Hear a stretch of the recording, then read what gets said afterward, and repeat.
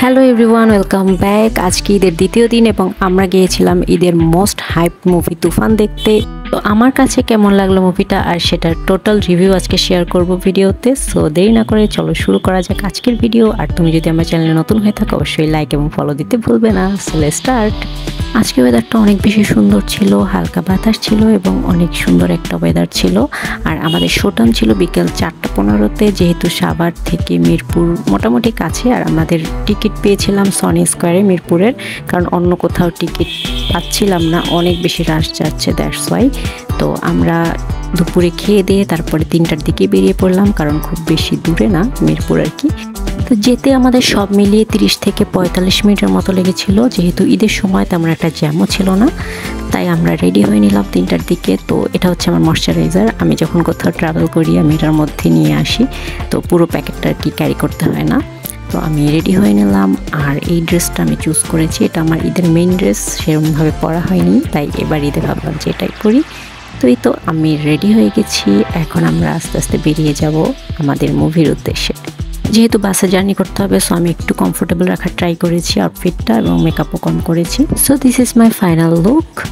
আমরা আমাদের ডেস্টিনেশনে পৌঁছে গেলাম এবং এখানে গিয়ে দেখলাম যে এত ভিড়, মানে যেরকম হাইপ ছিল ভিড়ও সেরকম, এত ভিড় যে হাঁটা যাচ্ছিল না, এবং আমি যে ক্লিপ নেব সেটাও পারছিলাম না। অনেক কষ্টে কিছু ছোট ছোট ক্লিপ নিয়েছিলাম।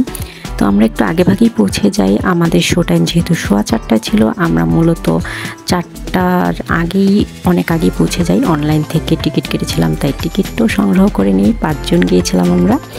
দেন যেহেতু মুভি শুরু হতে একটু দেরি আছে, সো আমরা উঠে কিছুক্ষণ বসে থাকি আর কি।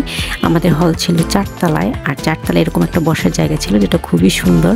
এখানে বসে খুব ভালো রিল্যাক্স করা যায় আর কি। তো এই যে দেখতে পাচ্ছ এত মানুষ আর এত ভিড়, এত হাইপ, মানে কি বলবো আর। তো এরপরে আমরা কিছুক্ষণ বসে 4:10-এর দিকে হলে ঢুকে গেলাম। আর হলে গিয়েও আমি অবাক, কারণ অনেক মানুষ হলে, জাস্ট এই মাত্র আসা শুরু করেছে সবাই, এরপর আরও অনেক এসেছিল এবং পুরো হল টোটালি মানে ভরে গেছিলো মানুষে। আচ্ছা, এবার আসি মুভি রিভিউতে। সত্যি কথা বলতে বাংলা মুভি আমি কখনো এভাবে হলে গিয়ে দেখবো সেটা আমি ভাবতেও পারিনি।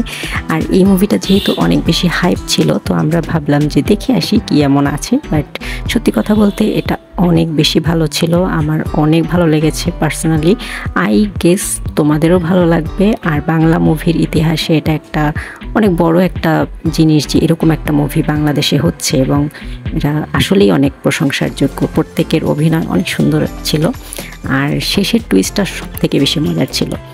তো এটা যখন হচ্ছিল তখনই লাস্টে অ্যানাউন্স করেছে যে এটার সেকেন্ড পার্ট আসবে আর কি। তো ওই অ্যানাউন্সমেন্টটা যখন দেয়া হয়েছে তখন দর্শকের যে কী রিয়াকশন ছিল সেটা তোমরা একটু পরে দেখতে পারবে। সবাই মিলে জাস্ট অনেক মজা পেয়েছে।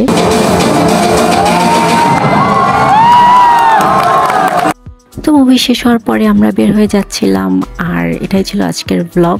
সত্যি কথা বলতে মুভিটা অনেক ভালো লেগেছে, তোমরা দেখতে পারো, হাইলি রিকমেন্ডেড।